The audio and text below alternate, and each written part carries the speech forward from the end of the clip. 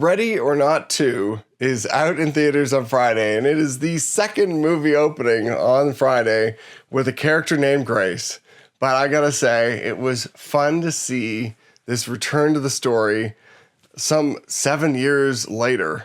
So this is the sequel to the 2019 film, Ready or Not, that I adore. It is one of my favorite horror movies from the last decade, certainly in the top 10 probably, to be honest, because it's just a fun, wild ride, and it is amazing to see them come back to make the sequel that starts exactly where the first film ends.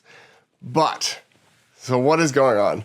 This story basically picks up moments after the first film ends, and we have this poor woman who survived her in-laws trying to kill her because she picked the hide-and-seek card that is like the worst card that she could have picked from the first film. And it basically means that the whole family had to try and kill her, or the devil would kill them. So the sequel is that there's a larger network of families who have to abide by these rules that the devil has granted them power in exchange for. And if they don't kill the bride, then basically he'll kill them.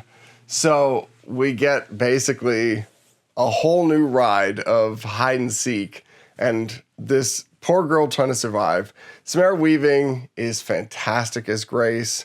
And this time she's actually joined by her sister, Faith, which is very appropriate. Kathryn Newton plays Faith. Kind of an estranged sister. There's a lot of storytelling around the fact that they are estranged, and we kind of get into that. And then, all hell breaks loose. It is beautifully gory. I think the cinematography is actually notable. Not every horror film looks that good, honestly. I think the cinematography in this is quite good. But, talking about the action, there's quite a few good moments, but I'm going to admit right away that this sequel is not quite up to the same level that we got in Ready or Not. So that starts with the fact that I found the first half of the film kind of slow. There's a lot of explanation. There's a lot of setting things up. There's a lot of introducing the families and the characters, and not enough time with Samara Weaving, frankly. And on top of that, even when we do get Samara, get these good moments, there's just not enough of them. They're too brief.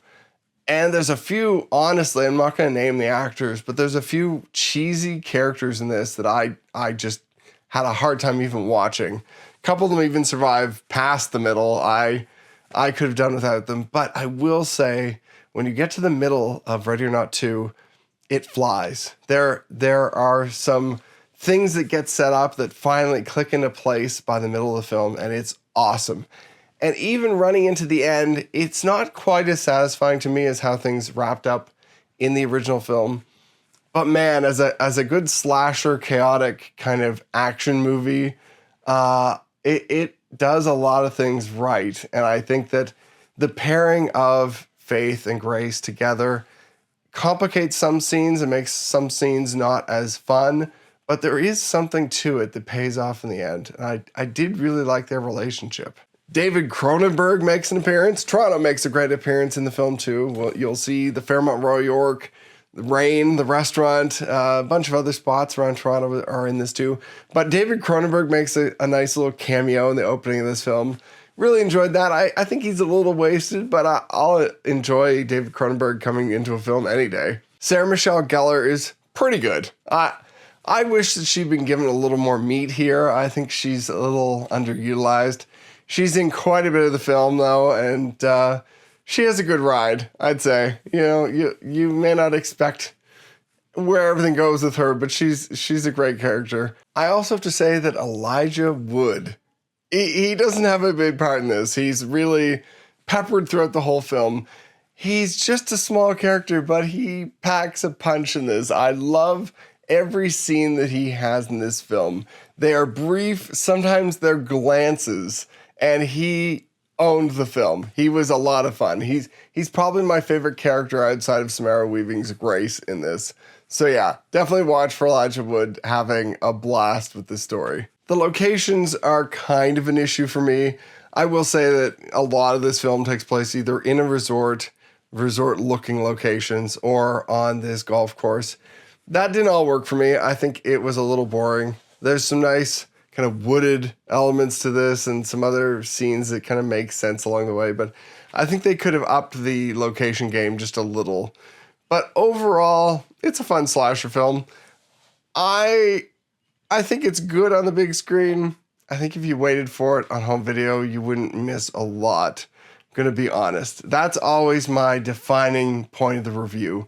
If you're a hardcore fan of going and seeing horror movies in theaters, this is a pretty good film. But if you waited to see it on your TV at home, it's fine.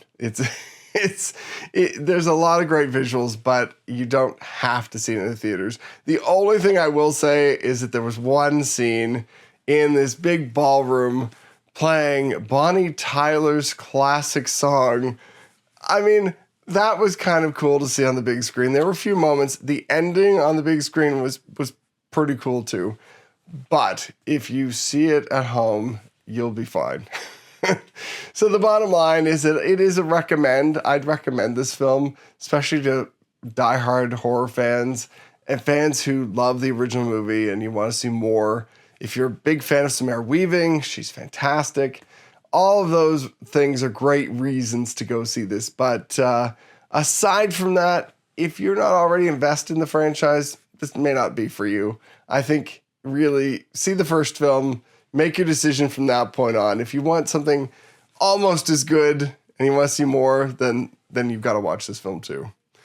Thank you very much for watching. Let me know if you have any questions or comments. Once you see the film, let me know what you thought too.